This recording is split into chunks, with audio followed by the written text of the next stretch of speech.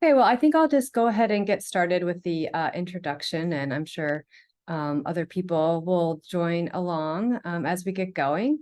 So welcome to our annual Fall Implementation Science Seminar Series. My name is Dr. Alethea DeRogers. I'm an assistant professor in the Department of Psychiatry and Human Behavior at Brown University, and I'll be hosting this fall seminar series. Our implementation science core in the Department of Psychiatry and Human Behavior at Brown University has recently rebranded as the Brown Research on Implementation and Dissemination to Guide Evidence Use, or BRIDGE program. This is the 6th year of our implementation science programming, and we are thrilled to be able to bring these seminars to our Providence and Rhode Island community of implementation scientists, as well as those of you who are joining us from other states or potentially other parts of the world. We are grateful for the partnership of the Advanced Rhode Island Clinical and Translational Research, or Advance-CTR, for supporting the technology, logistics, and marketing of these seminars. We also recognize our partnership with the Brown Alcohol Research Center on HIV for their support. Today, I'd like to introduce Dr. Gracelyn Cruden, who is a research scientist at Chestnut Health Systems Lighthouse Institute Oregon Group.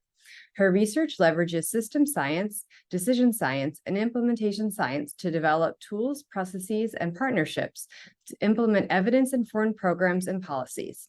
She has particular expertise in mental health promotion and the prevention of substance misuse and child maltreatment. She collaborates with state and country level policymakers, including through an NIMH Career Development Award that supports states implementing the Family First Prevention Services Act. She is also the principal investigator of an NIH study called Heal Data to Action, which will develop and pilot test sessions for engaging decision makers across different partner types to co-create a vision statement for how data can inform policy evaluation and decision-making to improve substance use services and reduce overdoses. We are thrilled to welcome Dr. Gracelyn Cruden today. The title of her presentation is Supporting Policy Implementation with Decision Science and System Science, a primer and pilot study leveraging the Family First Prevention Services Act. Just as a reminder, you can put your questions in the chat function. And thank you so much, Dr. Cruden. I will turn it over to you now. Thank you so much, Dr. DeRogier. I really appreciate the introduction, the opportunity to chat with you all today. This is my first time getting to attend this series. I'm really excited to go back and watch the recordings for some of the other ones, but looking at the descriptions of the others, it seemed like it was kind of a mixture of kind of some more kind of bigger picture training and then some specific research examples. So I'm dividing the talk today to talk a little bit more about some nerdy decision science principles and theories and things that hopefully will set us up to talk about the case study in the second half. Please feel free to put in questions. If you have burning clarification questions, I'm happy to answer those as I go. And certainly we're going to leave time at the end for questions as well. So I have no conflicts of interest to disclose, and I wanted to acknowledge my incredible mentorship team. The work I'll be talking about today in the case study is based on my Career Development Award from NIMH. And I have a dream mentorship team. Those who are bolded, Christopher Shelvrick, Dave Van Ness, and Jason Chapman are the ones who primarily mentor me on these decision science concepts I'll be talking about today. But the others there and my mentors and staff are really phenomenal, and this work is could not be done without them. So I think it's, it sounds maybe sometimes simple and kind of silly that it's like, Grayson, why do you just focus on like a simple thing, like a decision about, what intervention people want to adopt or something? Like, aren't there all these fancy things we need to think about, like all the strategies we're going to do to mitigate all the barriers and help facilitators and implementation? Yes, that's all important. But I'd say that I think if we skip the idea of thinking about all the decisions that have to happen in implementation, we're missing some key points for potentially helping facilitate the use of innovations in practice. So I think, one of the first and foremost, the biggest decisions that gets made, obviously, is kind of what to implement. What are we doing? So if we think about the EPIS framework, exploration, preparation, implementation, sustainment, that whole exploration phase is trying to figure out what are the problems we want to solve? How do we want to solve them? So think about that's a huge part of the process. And a lot of, recent reviews, especially in policy, one by Dr. Erica Crable that came out late last year, showed that that's one of the least studied phases. And so we're also thinking about, what resources do we want to leverage? Who do I, do I really even want to do this? What do we want to stop doing? Do we need to de-implement something before we start implementing a new thing? And I think a really important characteristic of implementation decisions is that they're often groups making decision. It's not just one person. Yes, there might be one person who has the final authority to decide what to implement or how it's going to be done. They have the purse strings, but it's often a lot of people coming in. Increasingly, I think, fortunately, we're seeing a lot more kind of engagement with communities about what they want. And so, even state and county level decision makers are listening to their communities and they're having input on the decision. So you're having to combine a lot of different perspectives to decide how to move forward. And you're making decisions on behalf of others. And I think that's another really important characteristic to highlight, because in a lot of, kind of traditional economics and psychology literature on decision making, it's all about how people kind of maximize a decision for their own personal benefit. And it's less as about kind of how people think about those different trade-offs and everything when they're making decisions on behalf of others. And, as we all probably know and have heard in our Psych 101 classes, for example, we all have these different biases and heuristics that we use to get through the day. It is a completely normal thing. I'm not just talking about the biases, are we trying to reduce our bias as a scientist where we're interpreting the data? Biases and heuristics are just natural ways that people think about, take in the world, because there's too much information for us to take it all in at once and think about everything at, perfectly. And we also often have incomplete information. So we have to use biases, our expertise, and then these different heuristics to fill in the gaps. And so we could have the same type of information in front of us, like this picture in the top right. And some of you might see an older woman and some of you might see a younger woman with their head turned to the side. Both are completely valid interpretations of what you see in front of you. And then we also have varying degrees of risk tolerance. So some of us, might be like, what, I'm willing to try this really cool new innovation. Those are our early adopters if we want to think about implementation science language. But there might be others who are like, I want to wait until we see that it's really going to work in somewhere like my community, and then I'll adopt it. And because people have to have different ways of interpreting the world, and they have different, what we call mental models in system science, which is basically kind of your construction of reality and kind of the way that you think that, problems arise and might be mitigated.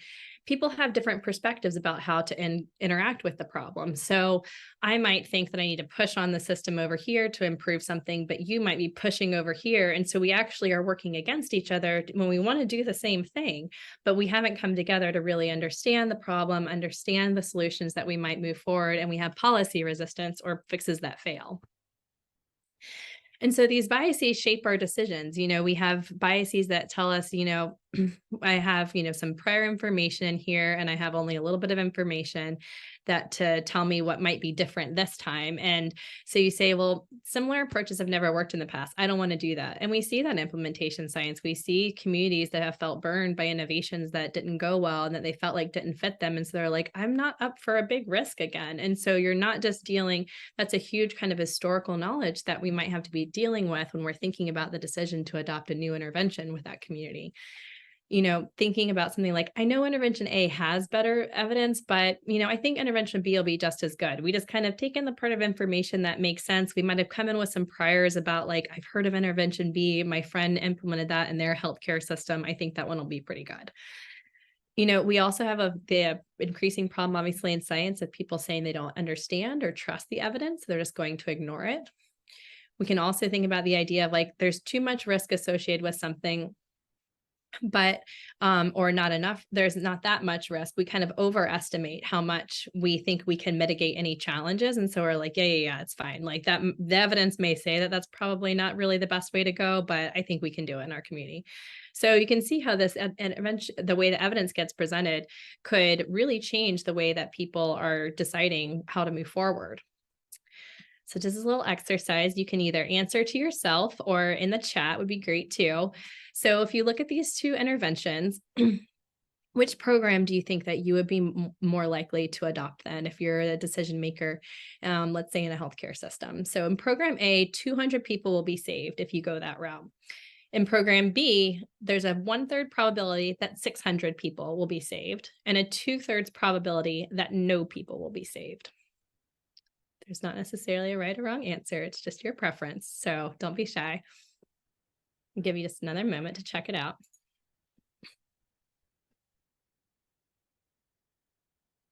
Okay, awesome. Okay, I'm seeing some consensus for A. Cool. All right. Now for the next option then. So for program C, 400 people will die. And in program D, there's a 1/3 probability that no people die and a 2/3 probability that 600 people die. Which program would you choose?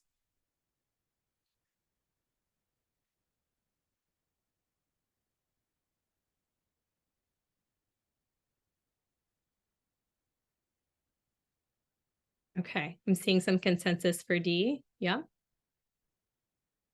Okay. All right, let me see there. Can we form? Okay. So now let's look at the options kind of side by side again. And what we see here then is that with both options, when we're comparing A and B and C and D, there's kind of an implied amount of a population of about 600 people. The difference is how we're framing our reference state, whether we're saving people or whether people are dying. And then we're, excuse me. And what we just found in our tiny little sample size is actually really consistent with what's been found in the literature before, is that people strongly prefer option A, and then typically actually probably strongly prefer option D in the second scenario. The math actually ends up the same of, how many people might die or live depending on the probability. The change is how we're thinking about the idea of sure loss of life or possible loss of life.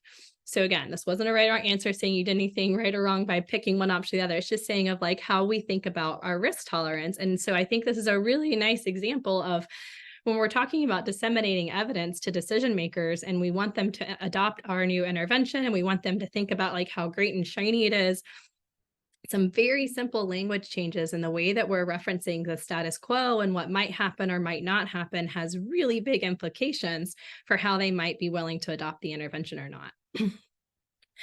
And so the takeaway is that, we have different ways that people perceive evidence, even if it's the best evidence that we have and we have perfect evidence. As we all know, unfortunately, in science, it's never 100% perfect. Then there's a lack of consensus about what matters. Some decision makers may say, above all else, I only care about cost. Other decision makers may say, you know what, if this intervention doesn't target this population that I really care about, then I don't even want to look at it. So we have different priorities. So then we have kind of a stalemate often then of there's evidence isn't adopted because of that, or it takes a really long time, or there's maybe just not a consensus. So some people feel good about the decision and others don't. And so we don't have everyone on board as much as we'd like to get the intervention up and going. So let's bring in the idea of social choice theory. So social choice theory is a study of group decision processes and mechanisms within these processes. So how do groups come to a decision? So recall that I was saying that implementation decisions are really really characterized by group decision making often. Just a little note that social choice theory is kind of a misnomer. It's not a single theory. It's multiple theories, frameworks, and models. This reference at the bottom here, the Stanford Encyclopedia of Philosophy, it's a little bit dense and heavy in some spots, but it also does do a really good job of giving an overview if anything I'm talking about today is of interest to you. So now we're going to get into some of the nerdy ideas within social choice theory. So a voting challenge is called Condorcet's paradox. So let's just go through a good example, this idea that individual preferences might meet some basic assumptions that we think are really important to kind of understand, okay, if this is what someone prefers, then here's what the group level should prefer. And in economics, if those of you took especially microeconomics, you might have had training then in how they have these different assumptions then if you're going to have rational choice that, obviously then if I prefer A over B and B over C, then obviously I should prefer A over C, right? Obviously. So what we see though, and what Condorcet showed and a lot of other work in social choice theory is that when we combine everyone's individual preferences at the group level, we find some challenges. So I don't know if all of my colors over here on the left make sense. I was trying to present this in a couple different ways and depending on how people's brains work differently. But for now, let's just focus here. So pretend we had the option over there I was saying before of A over B and over C now.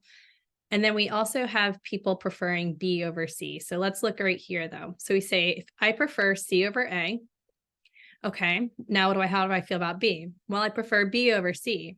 So what does that mean then? Because shouldn't that mean then that I prefer B over C over A? Nope. 2/3 of our whole group actually prefers A over B. So as you can see, there's always a trade-off. There's always it doesn't, two-thirds plus two-thirds plus two-thirds doesn't equal one. So there's something that's not quite working. And so Condorcet was showing this idea that we often have challenges then when we're combining all the individual preferences at the group's level where there's not the clear winner. So majority rule is potentially okay, but also potentially problematic because of this fact of like you often end up in this cycle of like it doesn't quite work in the trade-offs of who should be winning. Social choice theory is still figuring this out. I'll go into a few more examples later on of different voting methods, but this is a whole field of research, is how best to think about voting and everything. And then, think about the implications then of the different way we do voting in our politics in the United States, mainly. There's a couple, nuances and places that try and do different things. Actually, Eugene, Oregon, where I am right now, is one of the places that's put some different types of voting methods on the ballot to try and see, can we be a little bit more fair? It's very different. So the takeaway is the group decision may not always reflect individuals' preferences. And we all know this. We've all voted for someone, and that's not the person who wins and everything. But I think when we're talking about implementation, then we have to think about the idea of, we're trying to get normally a group of people to change their behavior and to start implementing something different, whether it's frontline providers in a healthcare system, whether it's, community leaders who are implementing a new program across organizations. So we need multiple people on board. And if they feel like, no, I wanted this intervention, I didn't vote for this intervention, then what does that mean for how our implementation strategies might need to be aligned for those who, their preferences weren't reflected in how things are moving forward? Oops, wrong direction. There we go. This slide has a lot on here. All I wanted to say here too then is this idea that there's also something called Arrow's theorem then that says if you have to combine the preferences of just 2 or more people and they're considering only 3 or more options, again, some of those assumptions or axioms are going to be violated. And so it doesn't take a lot. It doesn't mean, okay, these problems only arise when we have a room of 50, 100 people. It only takes a few people. I also want to point out this idea of the independence of irrelevant alternatives. So again, thinking about the idea of kind of how many options are we presenting to people? How are we presenting the options to them? We might say, in that example we did program A versus B, program C versus D. And that kind of assumes that you're only thinking about the information between those pairs, those alternatives I'm putting before you. But we know people are thinking about all kinds of other options. So how are we kind of addressing that head on with the fact of, are we oversimplifying what we're presenting to decision makers when they actually may be saying, my brain's over here. And like, if you're not acknowledging that and all these other things that I care about and the status quo that I'm referencing and everything else, then, we're not on the same page and we're maybe talking past each other.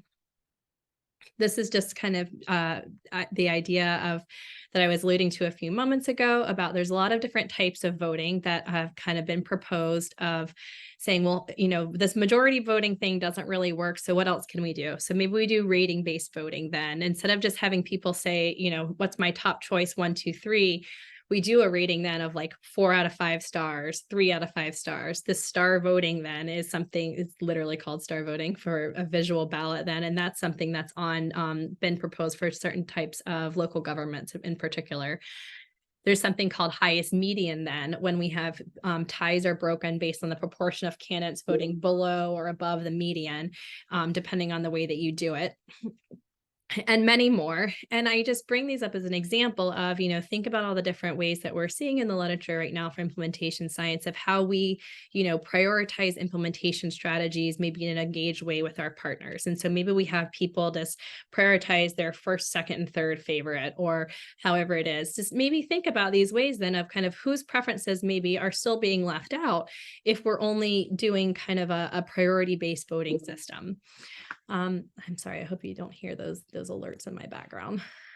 So we have all these different ways that we could maybe think about the math. That was the kind of the point of showing you all those complicated slides of like, there's different ways we can prove that like, this is going to be really challenging no matter how you cut it, if we want to just try and solve this mathematically or via voting.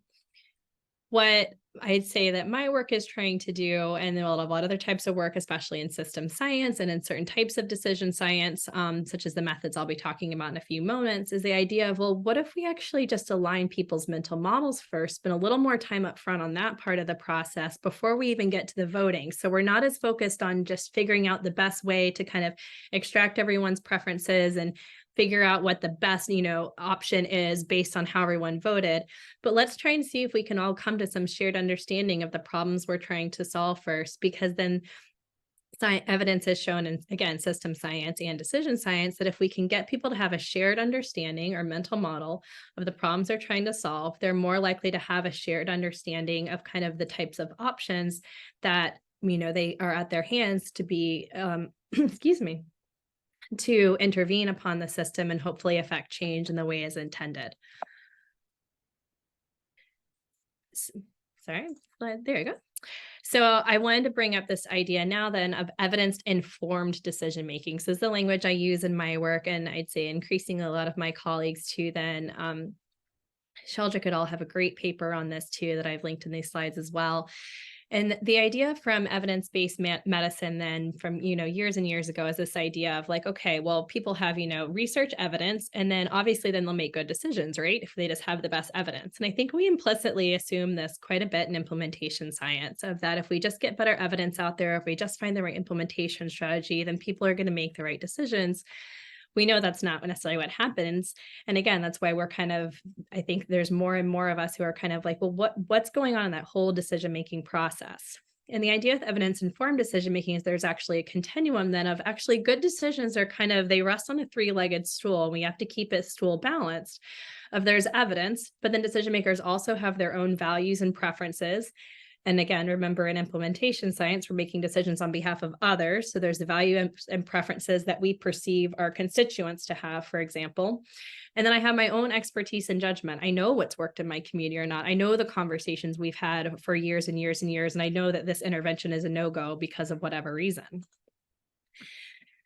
And so then there's also this idea then of like, well, we could also clean up the process then of voting, recognizing all this, of that, people have different ways of interpreting the evidence. We have our own preferences. And so there's biases that kind of come in based on that. And then there are biases and heuristics that come in as we're kind of using our expert judgment. Noise is a book that came out just in 2021, so pretty recently, actually, by Kahneman, Saboni, and Sunstein. Kahneman and Tversky were some of the leaders in figuring out about heuristics and biases back in the 70s. So that was their example I presented earlier on the program A's through D. And they brought up this idea of decision hygiene in this book, Noise, with this idea of like, how do we clean up the process of voting? So how do we do things in a way that says, we know there's these biases, and we know that, people have very noisy decision making. So they did a great job in this book of kind of bringing in the statistical concept of error, not just bias, but error and noise, and how, they give great examples in the book then, for example, of how judges may have the exact same information or about different individuals for whom they have to make a sentencing decision, and depending on the day and the weather, make wildly different decisions in both controlled experiments and in case reviews. And so their whole idea is like, well, how can we try and mitigate that? And so some of it is thinking about, try and use tools such as algorithms or rules when possible, but that's not enough alone. We have to also kind of question our own biases, break down a decision into smaller tasks, not just think of it as this one big thing, but again, it's a process of making a decision. Take a moment to kind of not make your gut decision, figure out what it is, and think about kind of other judgments and relative scales then. So a relative scale idea, which I think is really neat. And again, something to really think about in terms of how we're measuring things or getting people's ideas in implementation science. A relative scale, for example, would be if I'm trying to do an employee review, and, best employee I've ever had is Susie. Worst employee I've ever had is Gracelyn. So on a scale of Gracelyn to Susie, how is my current employee doing? Not just the idea of not doing below expectations and highest expectations then. And so you can see then of how, as I get into a few slides, then my item response theory mentor then is always like, we need the same scale. We need everyone to kind of have the same context, but actually there's a time and place for that. And then decision hygiene is saying like, it depends on the decision that you're making. There's when you're measuring something and when you're trying to make a decision about something. So I just wanted to point that out. So we made it through all the nerdy decision science stuff. So before I go into the case study, are there any questions or clarifications people have before we move forward?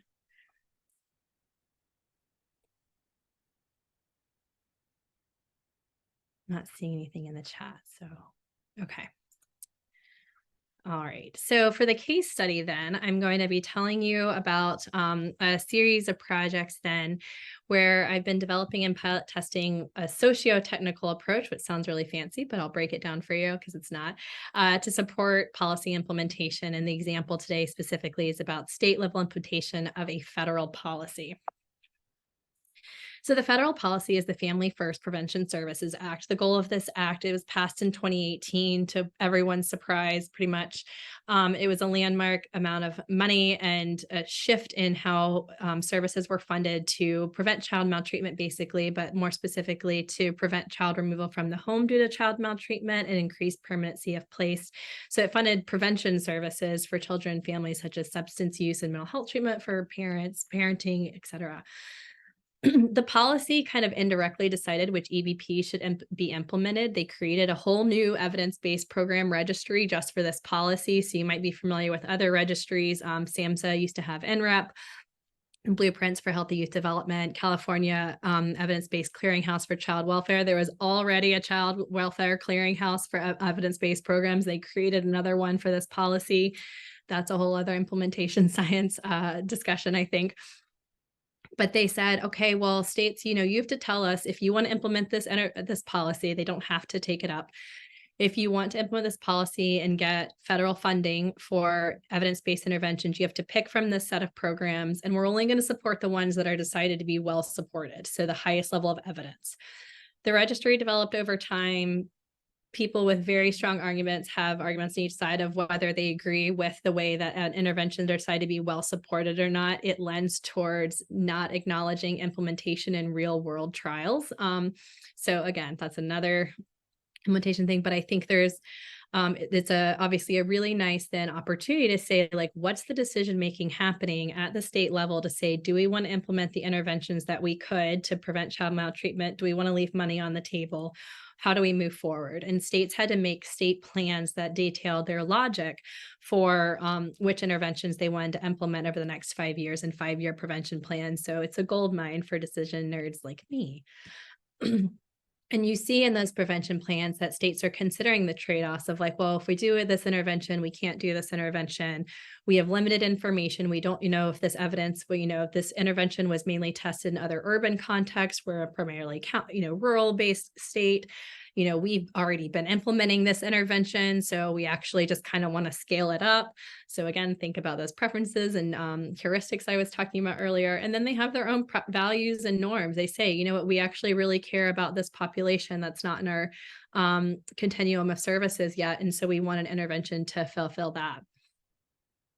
And so the process that we're bringing in today is called multi-criteria decision analysis. And it's a socio-technical approach to support decision-making, as I alluded to earlier. The idea is the socio is kind of this idea of the process of decision-making. And then the technical is that there's actually a specific formal tool that people can use to kind of facilitate that process. So again, think about the decision hygiene approach where they're like, use tools, but also all these other things. So it's a little bit of that. Criteria are the aspects of the alternatives that are important. So the saying of like, what I was mentioning about, this intervention is already being implemented in our state. That's a criteria that seemed important to some states. Weights are how much each criterion matters then. So you can think about that. And the three-legged stool is kind of the values and preferences. So for example, some decision makers, who are in charge of the purse strings may say, if I can't afford this intervention, I don't even want to look at it. Others may say, we'll find the money elsewhere. We just really need to get an intervention that actually targets this population that's otherwise really underserved. Then ratings are kind of your expertise and judgment of how well an intervention might meet the criteria that you've deemed important. And then you create scores for each intervention based on you combining the criteria, weights, and the ratings for each intervention on those.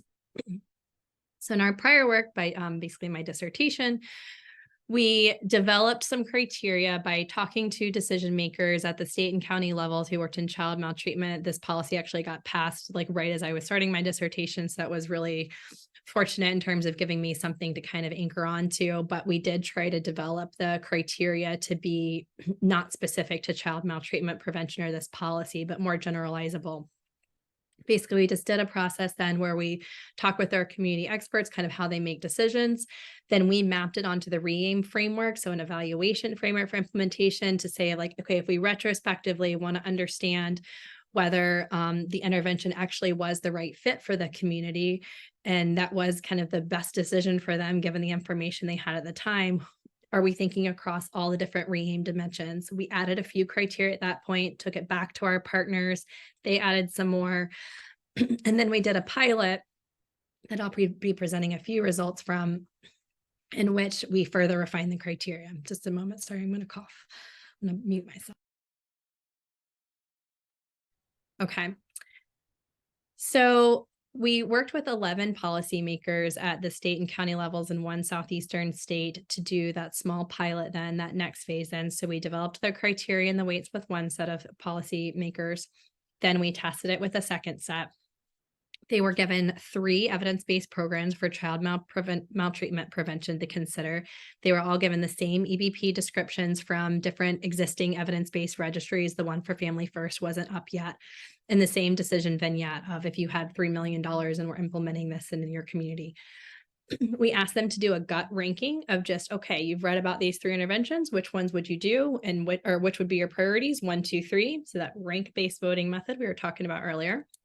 And the status quo. And then we had them rank the interventions using this tool. So they had to evaluate the interventions based on the criteria. They got to assign their own weights for how the criteria are important to them, et cetera. And what we found then is that over half, and yes, I know it's a small sample size, but I think it's still, this is consistent with the literature, over half changed their overall EBP rankings using the tool based on their individual rankings. So the way to read this graph is to say at the bottom, here was their gut rank for this is just one EBP. And so you can, the ones in black is their ranking stayed the same. Others had their ranking change from their gut rank to then with the EBP. So what we see here then, for example, for this participant, they originally ranked this EBP 3rd, so 3 out of 3, and with the tool, it actually put them as first. So it's a signal that maybe there was something going on with some different heuristics, biases going on with their gut decision where they were like, yeah, I've heard of this one's good, let's do it. And then when they really broke the decision down, it was like, oh, it's maybe a little bit different.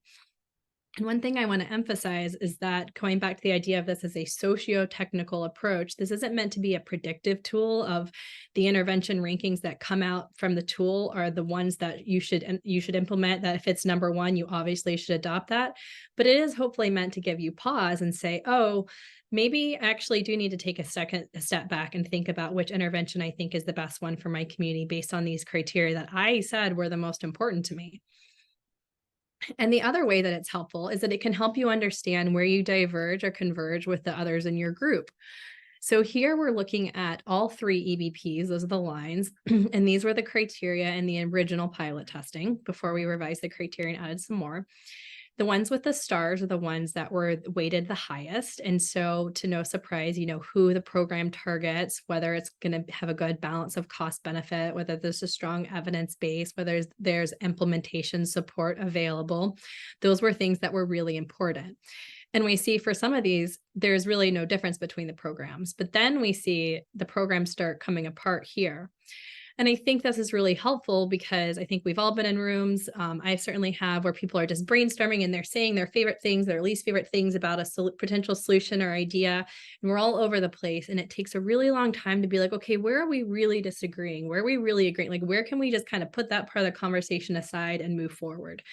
And the idea is that the tool can help break down kind of where people's mental models are about what's important, why they're really advocating for one option over another, and then figure out how to move forward. So in the current study, in my career development award, again, a pretty small award then too, so we'll see how things go, but it's a really nice opportunity to just, test some things, figure it out, see how we want to move forward. And so the idea is to put the tool that we had pilot tested before into a web-based version. So it's currently just in an Excel file. So if I want to combine everyone's responses across a group, I have to manually do that in Excel and then give it back to everyone.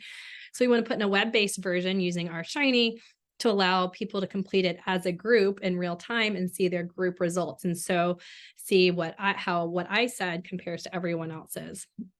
We're moving forward and doing some user-centered design sessions so that people can kind of give us feedback on the tool and say, it's easy to use. Do I understand it? Do I understand how I'm supposed to move forward through it? But also, I want them to actually complete it and say, okay, yeah, these criteria make sense. They don't make sense, etc. I've been revising the criteria just based on the literature, since it's been a few years now since the original study, and based on reading those state prevention plans. So there's a few extra criteria now. Then we're going to be testing 2 facilitation approaches, that's socio component, to accompany the tool. And then we're going to test the impact on decision experience quality and decision process quality. So did I feel like, our group conversation was respectful? Do I feel like it pulled out the right important things? And then see if that affects then kind of which interventions are adopted, and then how those interventions are implemented over time. So just to I think it's kind of been speaking in the abstract, so a few screenshots of the very much in progress tool to say then, so the first step is you start personalizing the tool and you say, okay, well, what perspective am I, bringing in right now? So am I selecting interventions for my state, my tribe, some other jurisdiction? How many interventions do I want to compare? Is it 2, 3, 4, 5? And then which interventions would you like to evaluate? So we'll see, they can select from a drop-down list that's populated with interventions that have been adopted for this federal policy so far. Then they start ranking the criteria and they say, okay, well, we could, of the 18 criteria, what's our most influential one? What's our least influential one? They decide the criteria that would go at the top and bottom here. And then they put them in just an order, drag and drop, however they'd like to. Over here, we see little definitions. They can, those are little drop downs. Again, they can understand a little bit more about what we mean by each criteria. And then for the 50% highest, the criteria that are most important to you, that you weighted in that previous ranking process, then you rate the interventions on those criteria. So for example, brief strategic family therapy, do I think that intervention is likely to have an acceptable balance between cost and benefits? So also note that the way this is framed is your perception of the evidence. We're not asking you to say, what is the cost effectiveness ratio that was presented by WISP for this intervention? We're recognizing that this is your evaluation of the evidence. And then under construction is how people are going to view results. So stay tuned if you're interested, but that's going to be kind of how you're seeing then how your rankings and weights and criteria responses then compared to others in your group. And then you can repeat the process based on your group's responses. Just to kind of normalize for those of you who are maybe in this kind of early phase of, getting a project off the ground, and also to kind of bring in some of the ideas that we were talking about earlier from decision science stuff of the visual analog scale, that idea of doing the ranking with a drag and drop and everything. My item response theory mentor was like, normally visual analog scale, complete no-go. And I was like, I think that's more user-centered though. And actually it's a way that we can think about some certain multi-criteria decision analysis methods that typically were just like with index cards on a piece of paper, like on a desk, and people it's not quite a card sort, but you're just putting cards in between and ranking them along the ladder. And so I've been having some really robust and exciting conversations, diving into both parts of the literature to say, okay, how can we take what we think is going to be scientifically reliable, but also merge that with a way that these really busy decision makers are going to actually want to use the tool and complete it.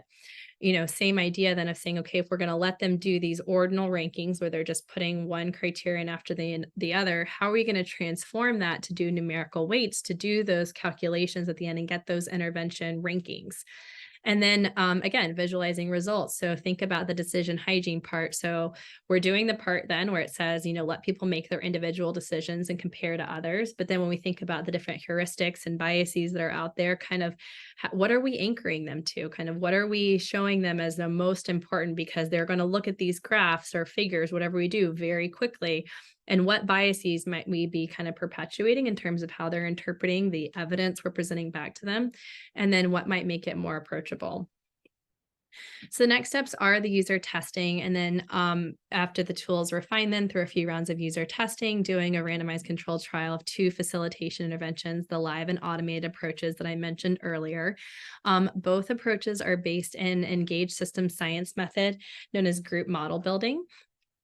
And that's a method that I use then in the dissertation to elicit those criteria originally with that first set of decision makers when moving forward with over here. And in the live approach, I would be basically delivering this scripts or semi-structured activities and interventions to say, okay, you completed the tool. Now let's walk through our decision process. The automated will just be some pop-ups as you're completing the tool and looking at the results.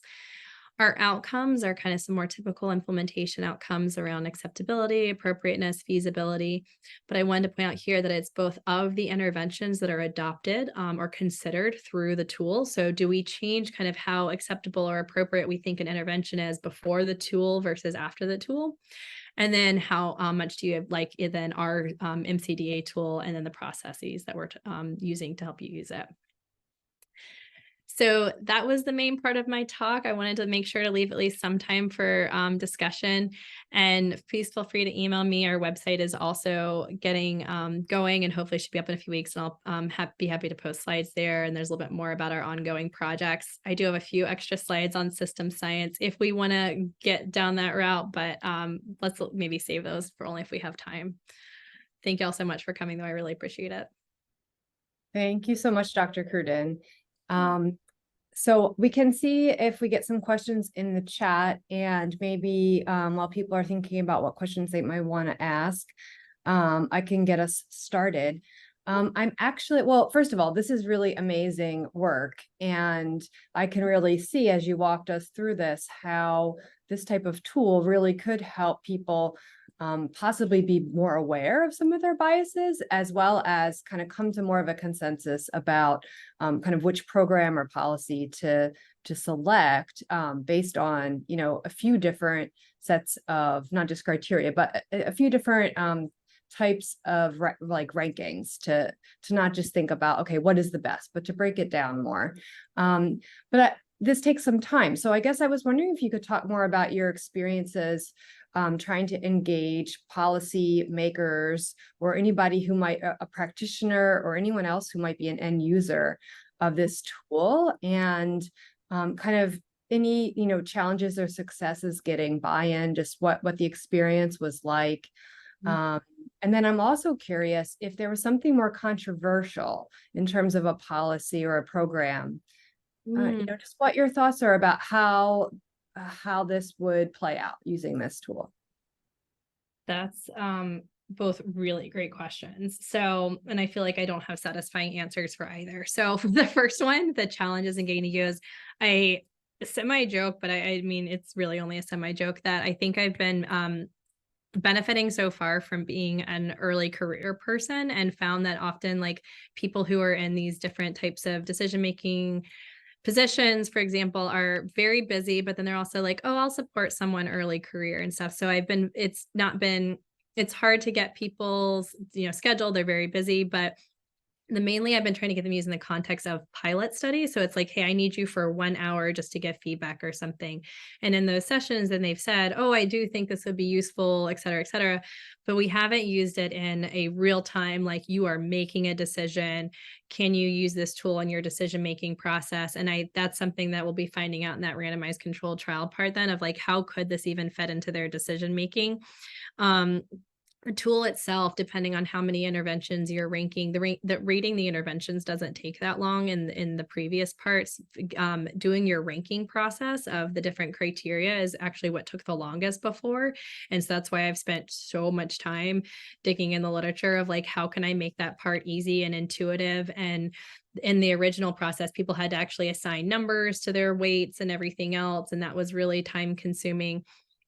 But people did like the fact that it broke things down for them and that they got to, you know, change what was important to them or not. But I don't know what it's going to be like in the process. And that's also then where I've looked a lot at in those state prevention plans. And for example, in the context of this policy, at kind of what is the decision-making process in different states? And unsurprisingly, it's not always completely transparent. Some states have a whole work group that's devoted to selecting evidence-based interventions, which is great. And then they meet maybe monthly. So it's like, okay, could this be in their monthly meeting? Some states, they don't even list what, who's involved or what the structure is. And so I say that to say, I think it's going to be really different depending on what the existing decision-making structures are and who's in the room typically. It also will be really different depending on how much the states or county, whatever context that would use a tool like this, wants to leverage what I think is a really exciting part about the tool, but would definitely increase the time commitment in some ways. I think mainly for the researcher side, though, in terms of recruitment, but having different perspectives fill out the tool. So the way these tools are traditionally used then is, for example, like in a they've in healthcare, they've primarily been used for something like kind of, do we want to adopt this intervention on our drug plan or as part of our formulary, for example, and they get perspectives of clinicians and of patient representatives and everything else too. So if you really want to get a lot of different perspectives, that's also going to take much longer. And in the controversial part, I think we'll learn more about that in the next study that I'm working on, because we're working in a very controversial policy context there of the idea.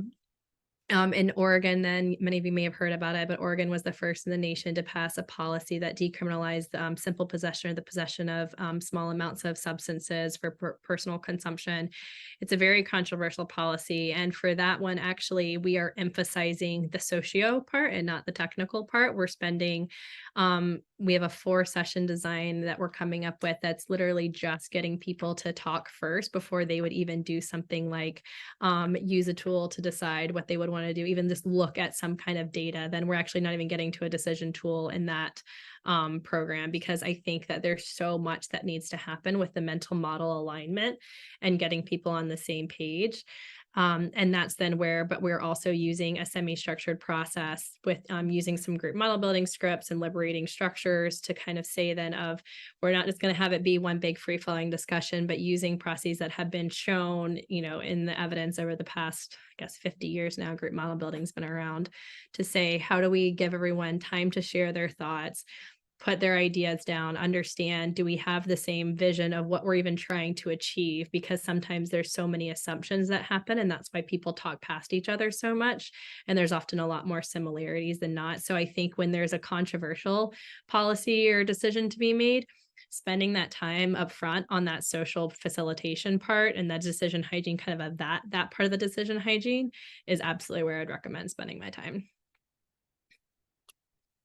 Yeah, that's really the implications for this are just really exciting, and I will look forward to seeing what you find out. And I just love how, like, the emphasis on aligning the mental models too in the beginning, and everyone typically says but doesn't always do, in terms of spending more time in the exploration and preparation phases, which really seems like that's where you're emphasizing in that project, with the aligning the mental models first. So I just think the implications are very exciting. And we have some other questions coming up in the chat. Thinking about what programs to implement, I can imagine that connections to a program creator could matter. How could you use decision science to examine this type of network effect? Super smart. Great question. And it does totally matter. We saw that I was on a project. It was led by Dr. Thomas Mackey, who's now at CUNY. And he looked at state decision makers in child welfare and adopting a new policy around doing trauma-informed care and child welfare, and was asking them about their decision-making process. And you definitely saw in those interviews that they would talk about, like, I saw so-and-so present at this conference or at that conference. I think all of that really matters. And I think you could put that then as a criteria then that people would consider. And we have one that's sort of like that, around the idea of, like, I'm familiar with this program. It doesn't quite get to the idea of I know the developer, the connection there. And you could have people see then of like, I think that those would be the types then where you would see that maybe their gut ranking of they'd really want to do that intervention because they're familiar with it. They talk to that person, they're personable, they like it, they feel like they understand the intervention. If they really break it down, especially if they don't weight that criterion highly of like, I'm familiar with the intervention, then you might see that the tool would tell them of like, maybe that intervention is actually not the best fit for you. Or maybe it still is. Maybe it does mean that you just were able to evaluate the intervention really well because you have so much information about that familiarity. But yeah, so I guess the short answer is I think that effect exists. I think the tool could help you break down and pick that out if you put that in there as one of the criteria. But it's not really designed to say kind of like why an intervention was adopted or not, kind of in the idea of like, yeah, because you knew someone. Thanks.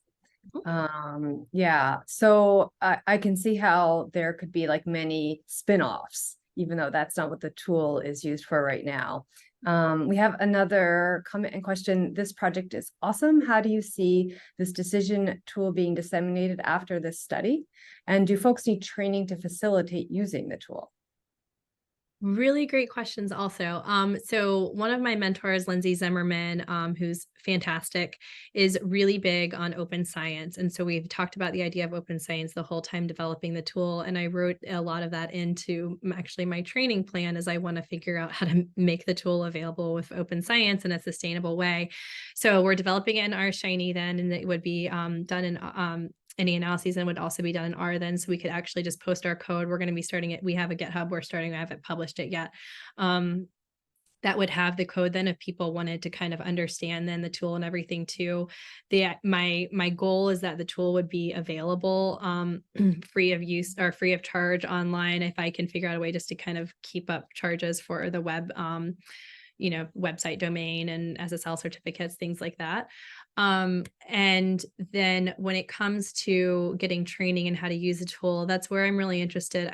We'll see how the trial goes of testing the automated versus the live facilitation of kind of like, could the automated facilitation that, is in the, would be pop-ups that would be embedded in the tool does that work enough? Do people like that enough to want to use that and not need an expensive live facilitator? But then with the live facilitation approach, again, partially why I'm using the group model building, not just because of the system science aspect, but that's a really important component, is because the scripts really are, they're a script like a kind of for a play or something too, but they're semi-structured in the sense of they say, what are we trying to get out of this discussion? What are the prompts we're giving the group to think about? And so there is some kind of soft skills that have to happen in between reading the lines and managing what the group says and everything.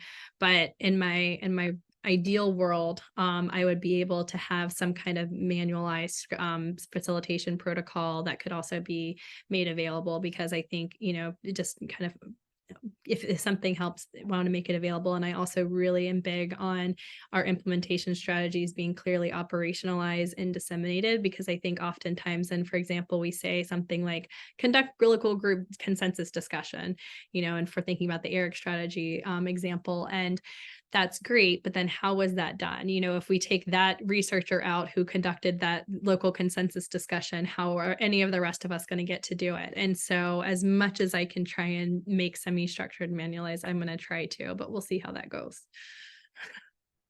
It sounds fantastic. And like related to this group model building, there was another question about that. So thanks so much for sharing the history and the process. Can you say more about how you are framing the problem in the group model building?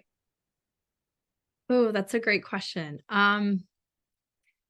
Depends on the project. And I don't think any of my slides go to this. So the way that I normally start a project, it depends. But I start all group model building projects with constructing a vision statement. And there's a literal group model building step for like constructing a vision statement. And then but then even within that, you have to think of what the prompt is.